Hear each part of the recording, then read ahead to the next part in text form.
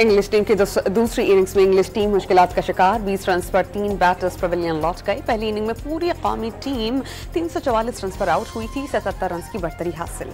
डेरा इस्माइल खान में दहशतगर्दों का check post पर धावा। एफसी के 10 जवान शहीद, 3 जख्मी। जवानों ने भरपूर मुकाबला करके हमला नाकाम बनाया। वजारत दाखिला का शहदा को खराजी अकीदत। बन्नू में पुलिस मोबाइल पर फायरिंग से एसएचओ और मुहाफिज शहीद, एक पुलिस एहलकार जख्मी। पुलिस ने फौरी तौर पर इलाके में सर्च ऑपरेशन शुरू कर दिया। समोआ में दौलत मुश्तरका इजलास की साइड लाइन पर वज़ीर ख़ारजा इसहाक डार और बांग्लादेशी मुशीर ख़ारजा की मुलाकात। मुख्तलिफ शोबों में ताउन बढ़ाने और मुज़ाकरात पर इत्तेफाक।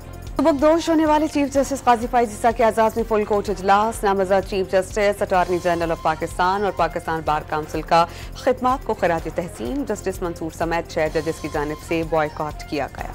बलोचिस्तान असेंबली में बीएनपी सरबराह अख्तर मेंगल समेत दीगर रहनुमाओं के खिलाफ मुकदमा और गिरफ्तारियों पर स्पीकर डाइस के सामने एहतजाज। बीएनपी, जमात इस्लामी और जेयूआई अरकान वॉकआउट कर गए। पीटीआई की जब भी हुकूमत आई तो आईनी तरमीम मनसूख कर दी जाएगी। ऑपोजिशन लीडर पंजाब मलिक अहमद भच्चर का ऐलान।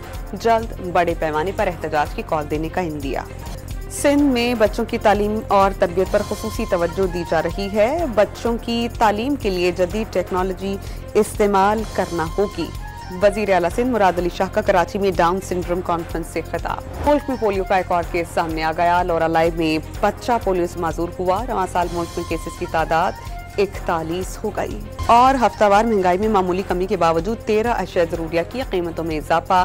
सालाना शरह 15% से ऊपर जा पहुंची। दायरा शुमारियत की हफ्तावार रिपोर्ट जारी।